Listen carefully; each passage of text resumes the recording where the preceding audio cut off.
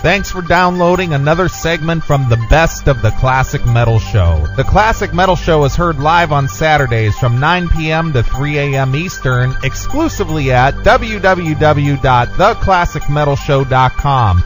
And now here's another piece of Classic Metal Show history on the Best of the Classic Metal Show. The Classic Metal Show. So anyway, Rob Halford stopped into O&A this week, and he sort of kind of mentioned us. Oh, I like that. And he sort of kind of mentioned Jim Bartek as well. Oh, I haven't heard any of this yet, but I've heard he actually a lot more than sort of kind of with Jim. Yeah, it was very interesting. So let's give O&A, the Rob Halford, a little bit of a listen here. Okay. I think there's only about a year difference between the last filming and the new one. Is there just something with people that get that age that they can't put weight on anymore? Probably. It's like that because they just look like walking. Yeah, like he's actually. He's got the creepiest laugh. Check out his laugh next time. Maybe the boys could get his laugh from Girls Next Door. You can hear it when he's going to the bank, I bet. Not you. 83 years old. It was cool when he was walking around in his pajamas when he was in his 40s and 50s. Oh, back in the old days? But now that he's in his 80s walking around like that, it's just downright not right. They'd actually they had a show and bring him down immediately. Yeah, of course. Because we're getting the fuck out of here. They had a show where he was hosting at the Playboy Mansion. It would be like, "Hey, I'm Hugh Hefner," and he'd have this pipe and everything, and the ascot with the robe. Mm-hmm. It's like just hanging around the mansion with a few girls. I don't have time to put pants on because I got girls that are gonna suck my dick. It's the coolest motherfucker. Yeah, not Playboy now. clubs used to be everywhere. You'd have the key cards. I didn't. I was too young. How old are you? I was too young. I was too young, but I remember uncles and stuff like that. Yeah. And my dad had the Playboy Club cue. Oh God, the key cards. And there. Oh man, the fucking Rob Halford, get your ass in here. Yeah. Rob Halford, everyone. Nice. What's up, Rob? Mr. Halford. Been seeing you all over the television, all over the telly lately. That morning show. Yeah, huh? Yeah, so you're doing morning 4 show. 4 a.m. wake-up call. And I'm like, all right, there's Rob Halford. We know him, heavy metal god, and he's selling clothes. Like what? I was only there for the male models. Was that it? Look at Rob making a gay joke on himself already. It's great. I was only there for the male models. It's great. Wow. Alfred. The one was really hot. I saw a few of those. I thought maybe you handpicked them. No, but somebody must have been thinking about me. Do you know my type? Holy shit. Jeez. Somebody must have been thinking about me. They know my type. Wow. Just to ask you, do you have a type, or I'm sure you do. What is it, or what do you find? No, anything with a penis works for me, so don't get too close right now. Wow. Jesus. Right out the gate. Yeah, right out the gate. Good Lord. Anything with a penis works for me? Gee whiz. I'm a little bit disgusted by this. You should all taken a piss with us before. We were doing the you hold mine, I'll hold yours on the bathroom. Yeah, we're all pretending to make eye contact. There's a really funny video on YouTube from Holland where there's like three guys standing at the urinal, and the one guy reaches over to the other side, and the other guy reaches over to the other side. It's some strange like Dutch comedy, that's their kind of twisted sense of humor, which is why I have an apartment in Amsterdam. So it seems like now it's like you're joking about it, you're very comfortable. It's like when you came out, it sent like shockwaves, and then all of a sudden you're back in, you're doing Judas Priest, and nobody cares. That just shows you the thank you. That it just shows you my audience don't give a shit, quite frankly. They just want me to get on stage and do my gig. Just want you to rock. And I thought it was great. I thought it just showed you that the people that support me just don't care about that kind of stuff. Yeah. What finally made you do it? Like, I know it's a huge decision. It's a big decision, and there's probably people listening now that might be thinking about should I step forward or sitting to your left. Yeah, you got. they misunderstand. He looks like he's just coming from the meat part. What's that part of New York? Meat packing district. The meat packing district. Lord. Jimmy, he's a character. He is. strict. Who doesn't love a girl in a dress with an extra gift? Jesus, they act like they've never fucked a tranny, Rob. I don't get it. Jesus Christ. It's just girls with giant clits.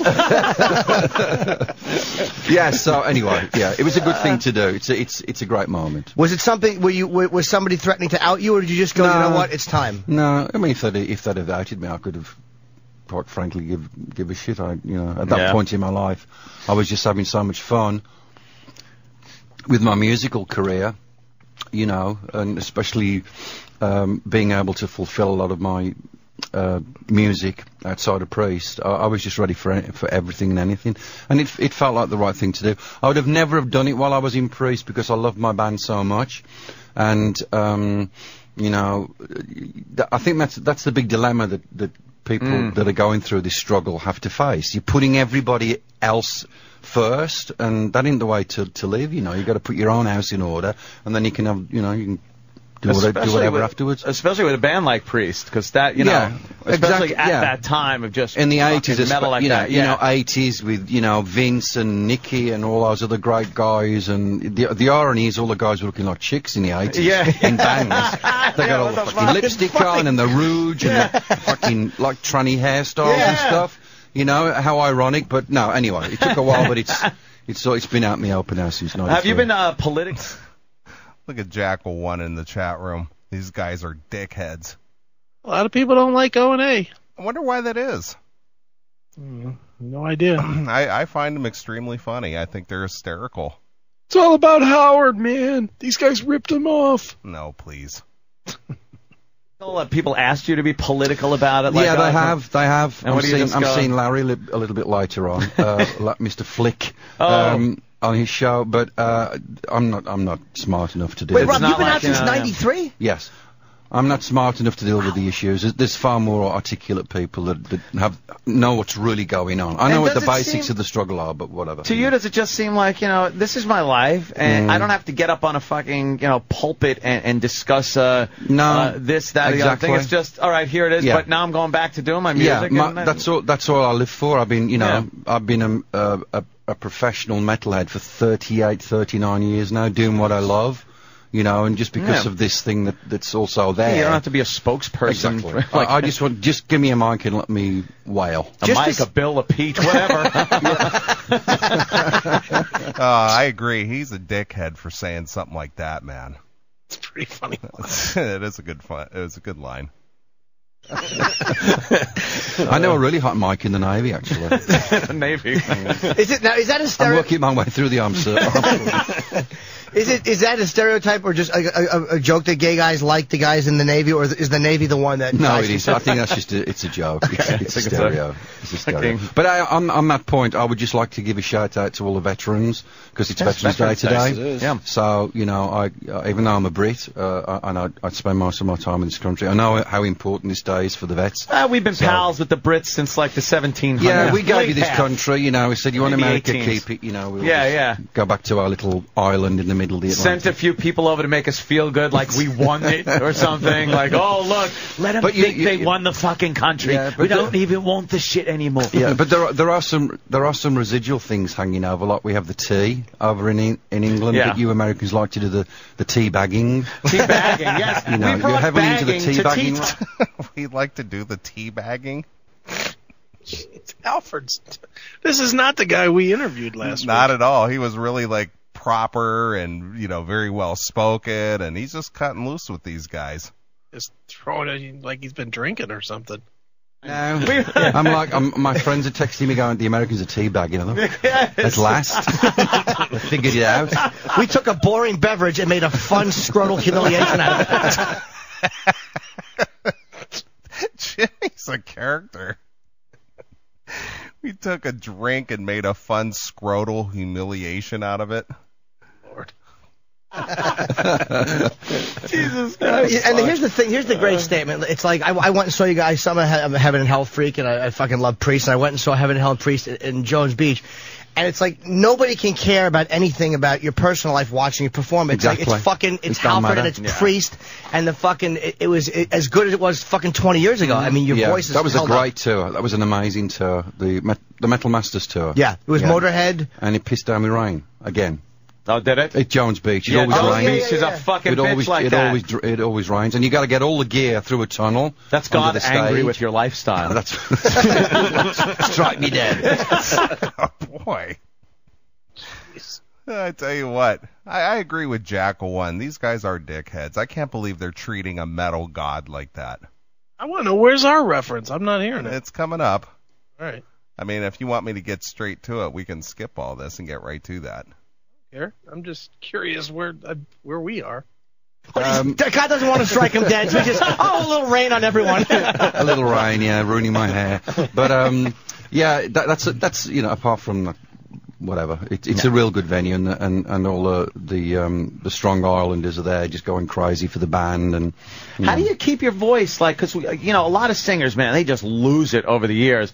And you, one thing I've heard about you is you've kept that voice. I don't know what it over is. The years, I was man. talking to Alice yesterday back in Phoenix doing his show, and Cooper.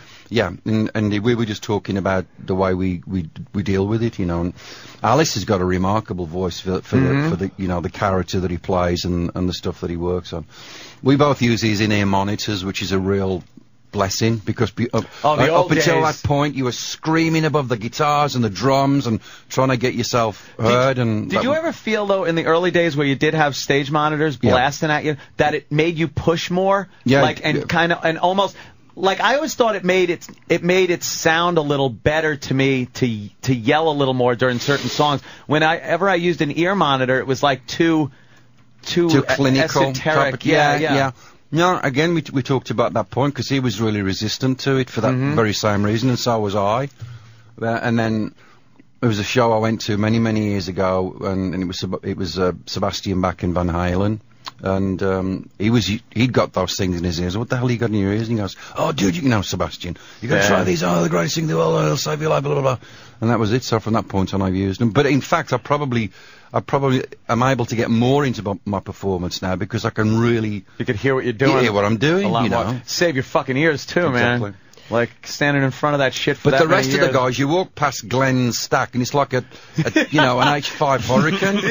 I mean, it's just this wall of fucking noise. It's just and then he's got the monitors, and he's, Did you get the wind blowing in your face, he's pulling his skin back, and he's standing You're there, feeling and the he's like, fucking, you're feeling the speakers, does the he air do coming it? off of him. How the hell does it? Well, Rob sounds like he's definitely a different guy in their studio. Yeah, he's real, just letting loose. All right, well, he takes a couple of phone calls, and the one guy calls in and asks about Nostradamus. Okay. Let's go to Maximum. Maximum. We got Rob Halford in studio. Yeah, Rob. Maximum, is that your real name? Is that your real name, Rob? Is that like Trojan Maximum? Maxim. Anyway, bro, what's up? Well, I just want to tell Rob that Judas Priest was the first metal band I ever listened to. Yeah, right.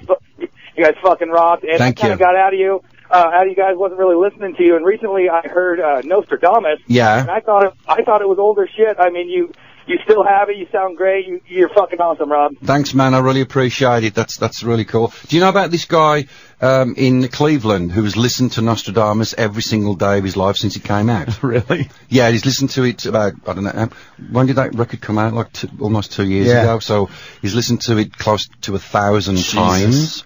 1,000 times, and he dresses up like Nostradamus. Now, where did he get that? He dresses up like Nostradamus. Well, he does. There's a picture of Jim. I know, I saw the picture, but I thought that was just like photoshopped or something.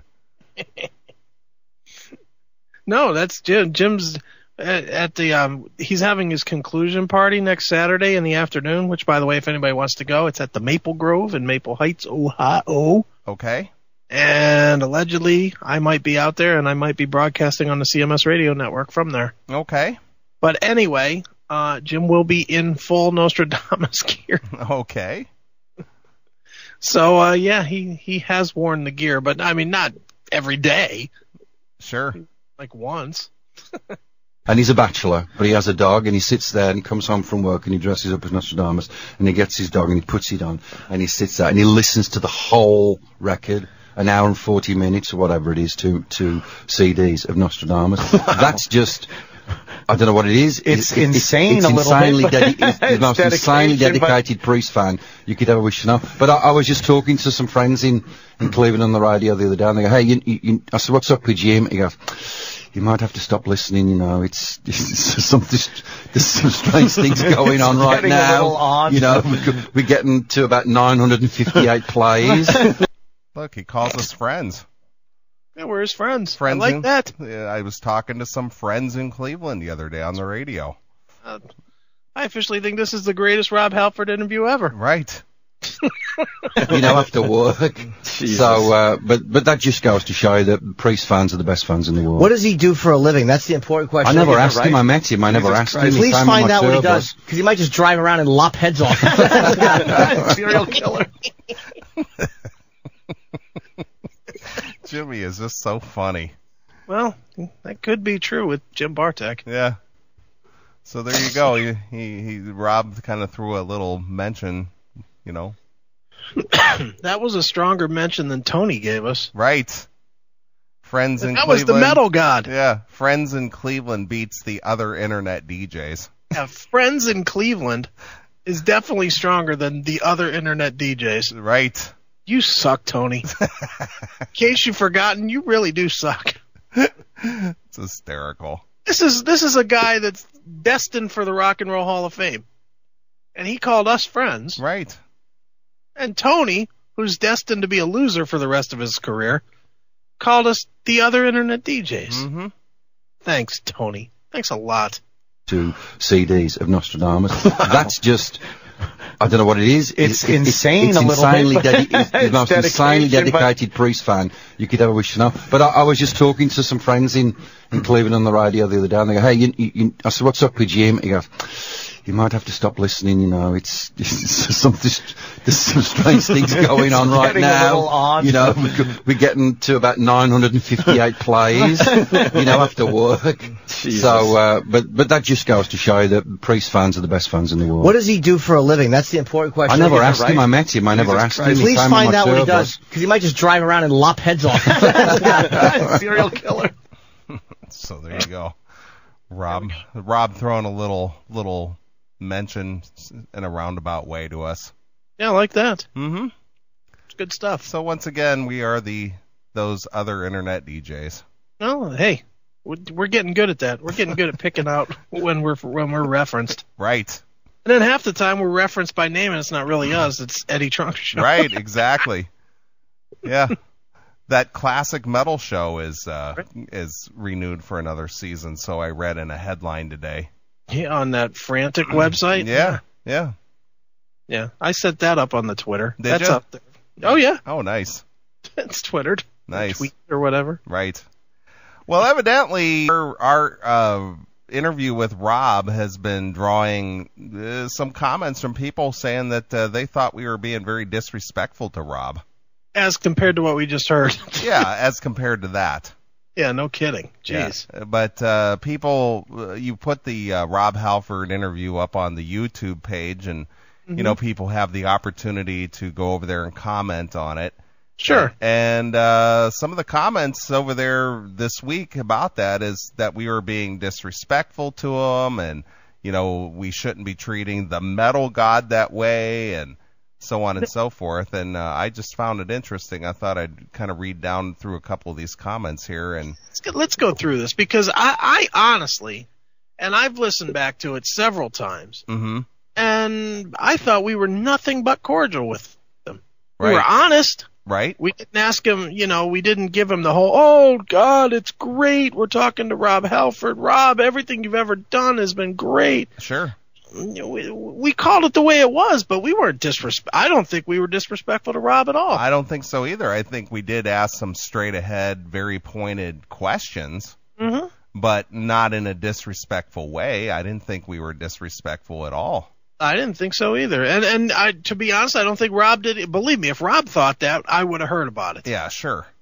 And I mean, Rob seemed to be enjoying himself and rolled with the punches and had a good time. Right. So I don't know. Well, let me see here. Let's see what some of the comments here. I have the Halford 3 disc, and it is totally different from any other Halford or Priest release. I love it. These guys are rude to Rob.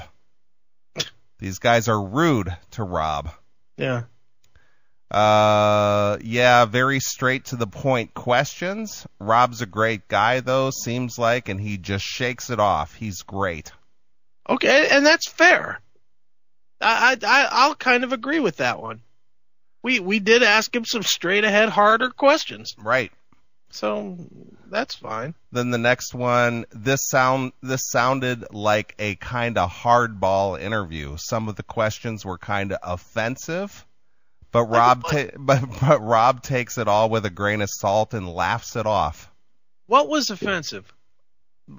Probably. What do you think this guy perceived as offensive? Maybe what were you thinking? With, maybe he found that offensive by saying, what were you thinking when you wanted to do this? Yeah. So.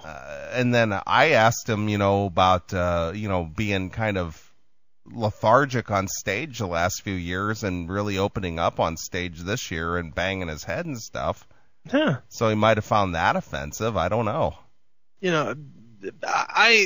Rarely do I read these comments and think much of them, and I still don't, even with these. But, I thought we did one of our better straightforward interviews with Rob. Right. The problem is I guess ultimately you can't win. Because if we'd have gone the other way, just going, oh man, Rob, you're so great, and Nostradamus really was misunderstood and was great, and blah blah blah blah blah, then everybody would be like complaining, you guys sold it out, man. You guys aren't what you say. Right. Just we can't win. Right. So another fan says, BS, Nostradamus is a great album, and it is better than Angel of Retribution, even though Angel has some great tracks, Judas Rising, Hellrider, among others. Well, that's like a fifth of the CD. Yeah, well. This guy doing the interview totally disrespects Rob. He sucks. Halford rules. Hail and kill, caller. You're on the air. Hail and kill. Why the fuck do we even give a fuck what these stupid clowns say? I mean, obviously they don't get it. I mean, they expect, they expect idol worship and jock sniffing from their from interviews to their freaking people that they like. I mean, that's not what we're about. Fuck them. And they probably have a hard-on for the fucking show as it is. Fuck them. All right. Hail and kill. But seriously, fuck them. All right. Well spoken. Yeah. Didn't even have time to get your flame sound effect going. The next one says, damn straight. Totally disrespecting the metal god. Yeah, did we? The dude shouldn't even be able to share the same airway as Rob.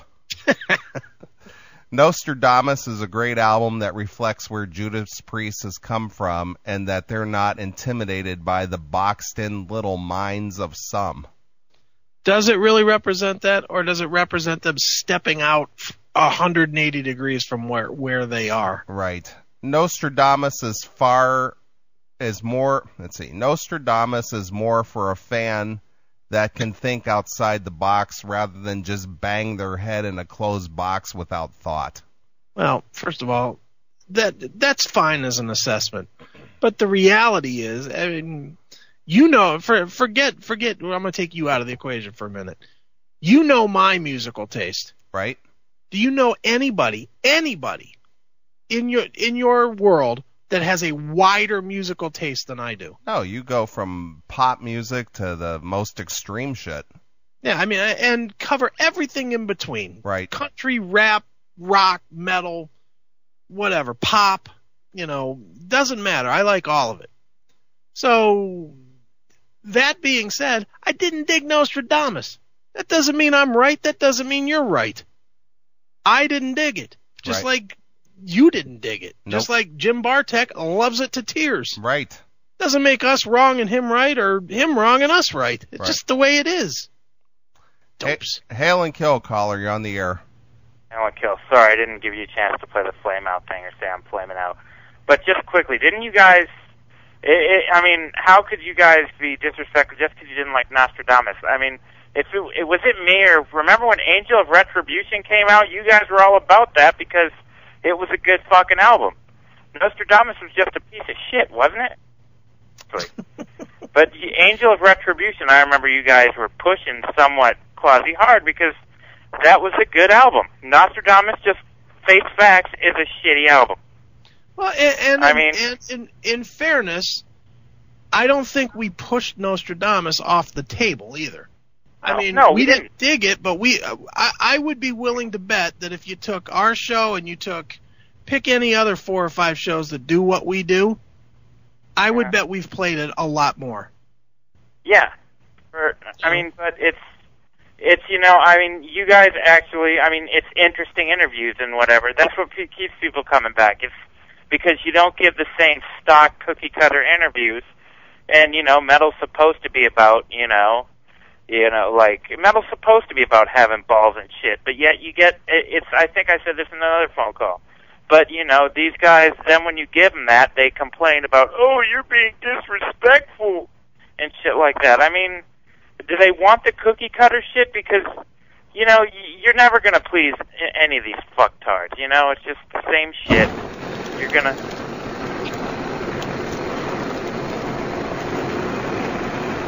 Okay, seriously, I want your take on how much do you think we played Nostradamus since it came out? Honestly, for Jim Bartek, I think we've played a song from that at least maybe once every month or so since it came out. What are you, program director now? No, but Jesus Christ, you guys just fuck with me sometimes. Well, I'm glad that you did that. But seriously, I want to hear your take on that. Do you think it's hate from the same people that, that always hate on us? And I think, is it just, metal fans being fickle, because they can be the biggest pains in the asses. You can't make them happy. Well, what it is, MOL, it's people who have a favorite, and they're the people who are scanning the internet looking for some kind of information, news blurbs, anything on their favorite artist. And if you don't concur with the way they feel about their artist, you're an asshole. And really, Halford's a very big name. Case in point, you, Chris, and Neeley. Chris, you pretty much you fucking said that the new Slayer is shit. Do I disagree? Yes, but I don't sit here and say, oh, how dare you say that about Slayer and shit like that. But, but maybe it's because I get it, And Jim Bartek still listens to the show every fucking weekend, and he listens, and he puts up with your trashing Nostradamus just fine. And it's not even trashing; it's just saying it's not a great album. Well, it just goes back to just what you just said there, MOL. Just a few minutes ago, I was playing some O&A where they were goofing on Rob and making all kinds of gay jokes, and no one said.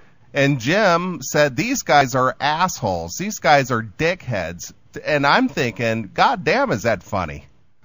Yeah. So it's preferential taste. That's all it is. Yeah, exactly. But get people saying, oh, they were disrespectful to Rob. No, because they get it. Because if you, the people that get it, and you know what? The artists get it in some cases more than people.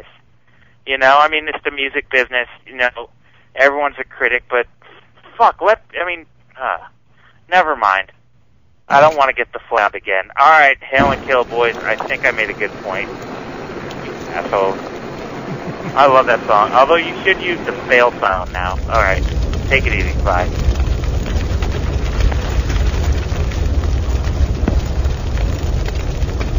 First, take a big step back and literally fuck your own face.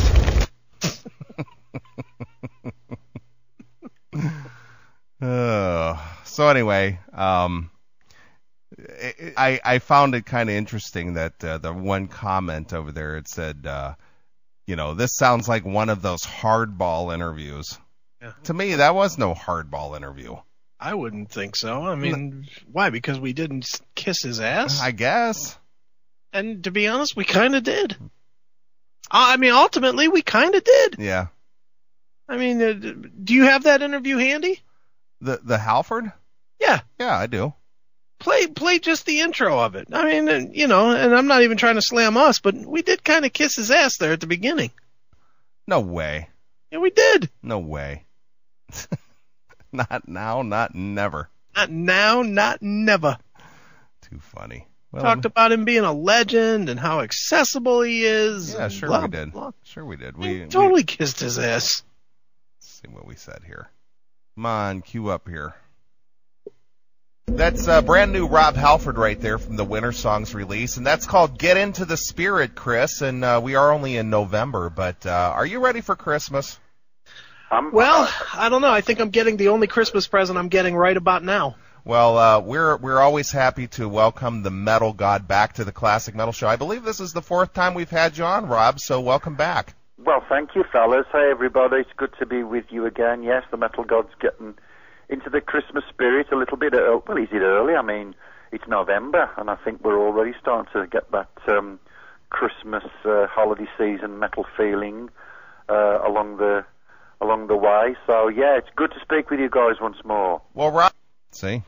Yeah. I'm getting my Christmas present. This is the best Christmas present I'm going to get. Yeah. How is that not kissing his ass? Yeah. Well, because you said you didn't care for Nostradamus, and you were being you were being disrespectful. So what? So being respectful to the guy would have been to lie to him. Yeah, of course, because you got to say, I like everything you do. Everything you do is great. Yeah. Let me lie to you to show you how much I respect you as a human being. Well, again, you get people like the metal douchebags when they do their interviews. They're always kissing ass. They never say anything that they don't like something or they find something negative ever. It's always, oh, that was great. It's the greatest. This is the best album you've ever done. Wow, this is fantastic. And then people wonder why these bands put out shitbag releases. Yeah. It's because they're always told that everything they're doing is great. Mm-hmm. It's when they go off and do all these crazy things that are against what their core sound was. Right. Because nobody says, wait a minute, pal. I mean, let's move away from Priest just for a second. Where was the guy to say, dudes, St. Anger is a piece of crap? Where was the guys? I mean, that was a wouldn't you say that the release of St. Anger was probably worth $200 million to that record company? Sure, absolutely. So where were the guys to say, dude, you can't put this out. It sounds like ass. Yeah. But they won't have that. They're surrounded by yes guys. Of course. And, typical of these fans that are crying about it. And that's what you get. You get something that sounds subpar because nobody has the balls to tell these guys, hey, this sucks. Well, I don't have a problem with it, and you don't have a problem with it, and, that's why we come off as, oh, those guys are assholes, man. Because they dissed my favorite artist. Yeah. But that's really all it boils down to is this is my favorite, and you talked bad about them. Yeah. So I guess. So that's all it boils down to. You're a dick because you don't like Nostradamus, and I thought it was great. So you don't think the way I did. So you're a problem. You crossed my line. Hail and kill, caller. You're on the air. Hey, man, you guys are totally right doing that. Doing what? No, I mean, I'm saying what that the Judas Priest record is the way you think about it. I think there's way too much of that kissing ass out there. Oh, hey, we agree with you. And I was guilty of doing it too. Right. Along the way when I did a magazine. And I thought it was the worst thing is telling a band that they're good when they're not. Right. At that point, because. But you know what, Daryl? I mean, to me anyway, if you want to have a conversation, to me there's a difference between doing an interview and having a conversation. And what we always try to do is have a conversation. Right. I mean, it's called an interview, but ultimately it's a conversation. Well, you can't have a conversation with these guys and kiss their ass. Exactly. I mean, look, I'm the first one, and I know I didn't on this interview, but I did on the last interview. I told Halford that Priest was one of my top 5 bands ever. You know, and I went through the whole laundry list of it. That being said, I'm not going to tell him, well, I love Nostradamus, man. It's such a great and challenging record for the band. Shut up. Yeah, right. It's not. What it is something I can't listen to. That's what it is. I know. Well, I mean, that's the whole thing goes too. I mean, I think I see that a lot of times. Like, you know, like say you guys are talking about, you know, that metal show and, you know, whatever. You know, like they have these bands on now, like say Anvil, for instance. And don't get me wrong, I was always a huge Anvil fan. You guys know that. Mm-hmm. But it seems like everybody's kind of like, all of a sudden because they've had this movie, all of a sudden now everybody's kind of kissing their ass. But I don't think their new record's really that relevant to what's happening right now. No, it's not good. Actually, it's not that good at all. Yeah, it's not, and it's almost like a charity. And I think there comes a point where, you know, you can like a band, but if they're not putting out what you think is really kicking ass, you know, what's the point of feeding that? You know, you should be telling them, you know, this is what made you guys famous. I think Eric had a point earlier about, you know, Anthrax and groups like that. Like, we want certain things from those groups. Mm-hmm. And, you know, it's like there comes a point where you have to tell them the way it is, or you're contributing to part of the problem. Right. I agree totally. Yeah. And there's a way to do it too. I mean, I don't know if you heard the interview last week with Halford, but we were in no way coming off to him saying, dude, that record was shit. Why'd you do such a terrible thing? You know, we weren't like that.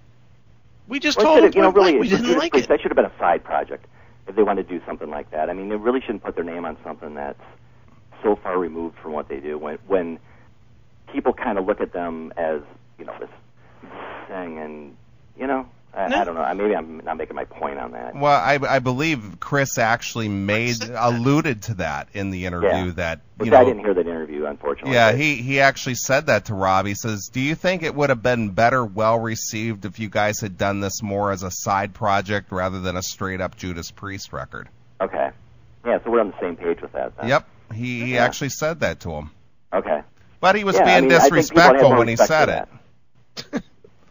Yeah, people had more respect for that. I mean, and it's a lot easier. But you guys are right. You know, when people go on YouTube and make those comments, you know, I remember there was a thing with Motley Crue. I thought you guys received a lot of shit over that. Oh, and we still do. We still do. You know, and it's like, I'm sorry, but I mean, they're not putting out today what they did back then, and they have to realize that. You know, but we're still paying the same price for this stuff.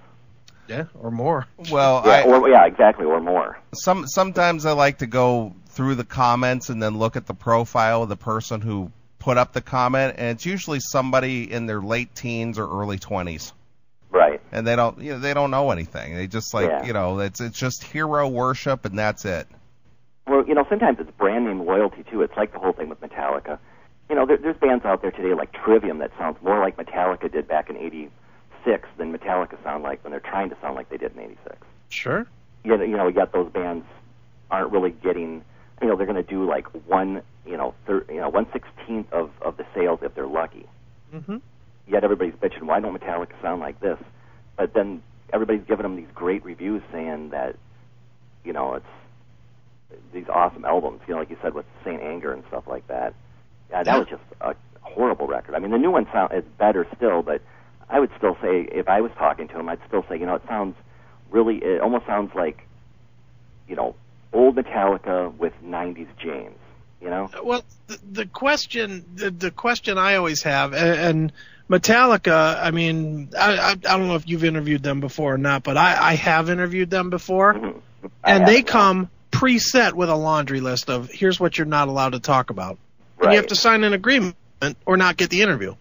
I mean, that's the first thing that you get before the minute you're approved for an interview with anybody in Metallica, you have to sign an agreement saying that you won't ask about these 400 topics. You know, I mean, that's the first thing. But if you think about it, and you know, I know you follow the news stuff, and certainly did when Saint Anger came out. Did anybody anywhere read an interview, a quote, a statement said directly to anybody in Metallica, hey, this thing stinks? Did anybody say that to Metallica that Probably you've not. ever heard? No. And that's the problem. And that's why they'll never get all the way back, because there's not anybody to say, look, you guys, you're not doing what you should. I personally like Death Magnetic. I really do. It's one of my favorite. Yeah, I read your review on that. It's one of my better favorite albums. But that being said, it's not as good as Master. It's not as good as Ride the Lightning. It's not as good as And Justice for All. It's not as good as Kill 'Em All. Yeah. It's not as good as the Black Album. Right. It's not, in my eyes. But nobody will get into that inner circle and ever question them because they're too big. Yeah, well, and also if people want to get like an interview with them, I think a lot of these magazines are going to be afraid to state that fact because they're afraid they're going to get shafted on an interview too, and so it's kind of that kind of business where they need them and they need to keep saying to them that this sounds good. But you know, you can't.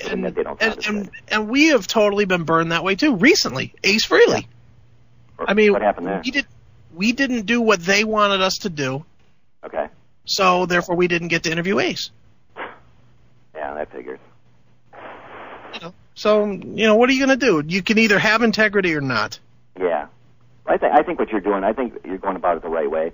Because, I mean, I don't know, I've read a lot of the reviews you've done on your site and stuff, and, the way you guys talk about it on there, and I think a lot more people are going to know what they're getting with you rather than they're going to be, getting stroked on the air like some of these other places will do, Sure. And you want, I mean, if you really have respect for a band, it's good, to, like you said at the beginning of this thing, to say the thing about a Christmas gift, because, hey, it is an honor to get to talk to somebody so influential like that. Well, yeah, 40 years. What's that? 40 years of creating the best metal that there's ever been created. It is an honor to speak to Rob Halford. Yeah, it is. And I think anybody would think that. But at the same time, these guys aren't infallible. They're gonna have speed bumps along the way.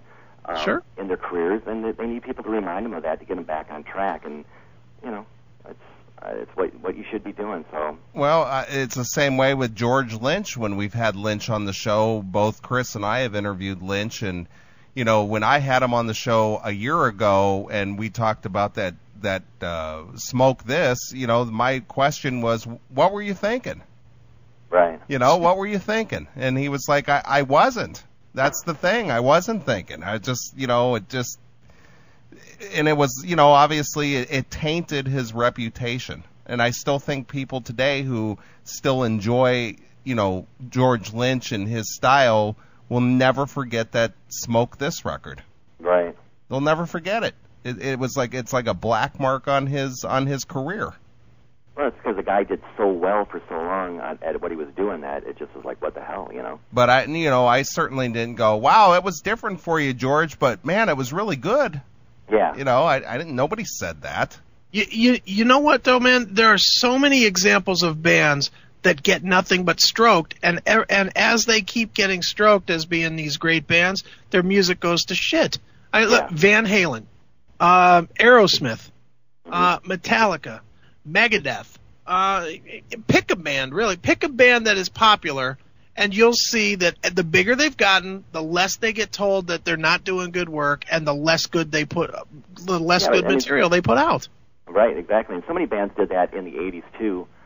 I thought, like, even somebody like Whitesnake, when they started getting bigger, I mean, when they got really huge, everybody was, like, acting like this thing came out of nowhere, but it sounded almost the same as the Slide It In record, but they did like 10 times the sales, and then they thought they could just keep repeating that, and then the next year, they do like a third, maybe an eighth of what they did, before they just kind of dropped off the radar completely. Mm-hmm. Yeah. But I'm sure everybody around them told them it was the best thing they've ever done. I'm sure. Even look at bands like Motley Crue. Motley Crue peaked, to me, in my estimation. I mean, I don't want to talk musically peaked, but career-wise peaked, probably at Theater of Pain. Yeah. Is that a fair assessment?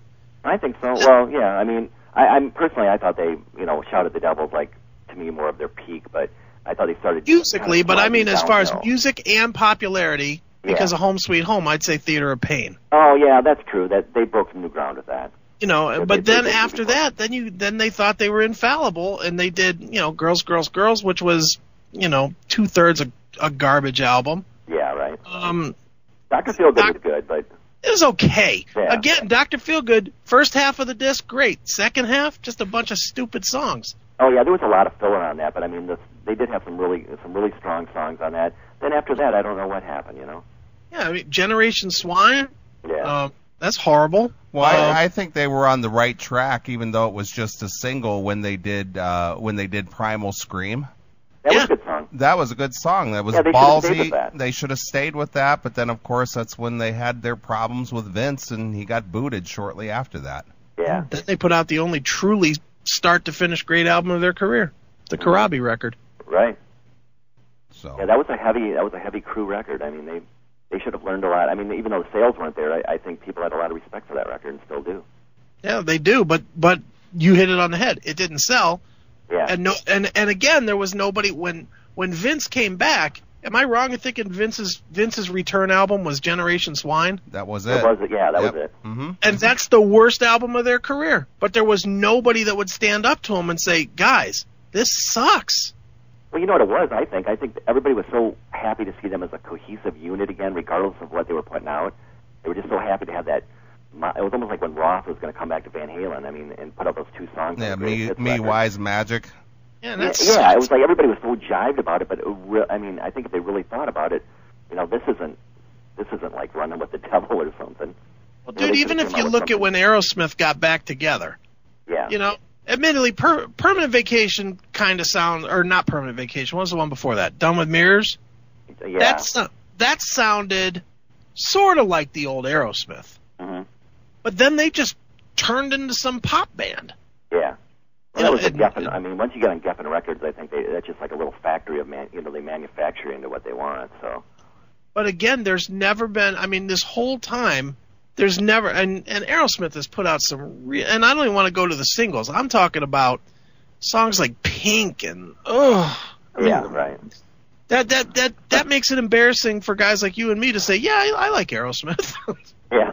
But, you know, it was kind of the Alicia Silverstone kind of band. I think she kind of helped make them relevant in the 90s because everybody else was dropping off the radar because of grunge. But Aerosmith stayed out there because they had this little model making the videos for them. Right. But people were listening with their eyes. They weren't really. Totally were. I mean, I was guilty of that a little bit too. If you look at the two careers of Aerosmith, which there's, you know, the first career was Sex, Drugs, and Rock and Roll. The second career was Alicia Silverstone and Run DMC. Yeah. Well, you know, the thing too, and that's a sad comparison. It's true, but even if you read the Aerosmith book, it's like really interesting reading all the way up till Done with Mirrors, and then it's like 40 pages of nothing because they weren't cool anymore. They were just a big band. I mean, they weren't edgy. They weren't in your face anymore. Mm-hmm. You know, I mean, it was kind of. I mean, I'm sure the band probably felt better being able to wake up and know where the hell they were, but you know, it's not as interesting to the person watching. You know. Yeah. And the lack of interest transferred itself into the music. Yeah, it totally did. And they just. I mean, to me, half their songs at a certain point, I wouldn't even want to hear one of their greatest hits records past 1980. Because to me, I agree. It seems like what's that? I agree totally. Yeah, so. Well, what are you doing? What are you doing with yourself these days, Daryl? Are you involved with the music at all, or are you just laying low, or what? No, actually, you know, I have to say, I wrote this. I'm not plugging the book. I don't care about that anymore. But I just want to say, though, I did add something to the end of it, and basically, I was saying how Chris actually kind of that first interview we ever did was really ripping on those best of lists I had at the end of the book. Remember that or not? No, but okay. Okay, well, anyway. I believe you. But you woke me up to let me know that there was a lot more out there than that I didn't know what the hell was going on, like, currently with metal. So I've kind of, like, pushed myself to listen to more bands, and I've been going to concerts left and right. You know, I've been seeing a lot more of this stuff that's out now. It's been great. So I'm, you know, seeing a lot more stuff. I've been going to, you know, like I said, went to see Trivium and I'm going to see Megadeth in a couple days, and just getting out there, seeing what's out there. It's been, you know, there's a lot of great stuff happening right now. You know, Dirge and I mean, a lot of heavy stuff that I've been really getting into. So cool. Yeah, you know, I mean, so I thought that's been kind of what I've been doing. But you know, I've been giving the book out to a lot of bands. They've been kind of liking it and stuff. So that's cool. Yeah, you know. Excellent. All right, Daryl. Well, we always appreciate your input. Well, thank you. I'm just glad you guys talked about the subject because it's good. Not like you said, you know, why pander to it? You know. Well, I think you know I think you know us well enough by now. We don't pander to anybody. No, I know that. We don't pander to anybody. There's enough. Exactly. There's enough of that out there. If you want to find that. Right. Right. So I mean, a few people writing stuff up. What the fuck, I agree. Sure. Yeah, I'm sure you've had enough of that. So. Yeah. All right. All right, Daryl. Hail and kill, guys. Hail and kill. Bye. All right. There's Daryl Keck of High Volume Press. That's right. I've got his book right here. I do too. Mine is sitting right here in the CMS studio. Mine's right here above my head. Right. Thanks for checking out the Best of the Classic Metal Show. You can tune into the Classic Metal Show live every Saturday night from 9 p.m. to 3 a.m. Eastern, exclusively at www.theclassicmetalshow.com. The Classic Metal Show.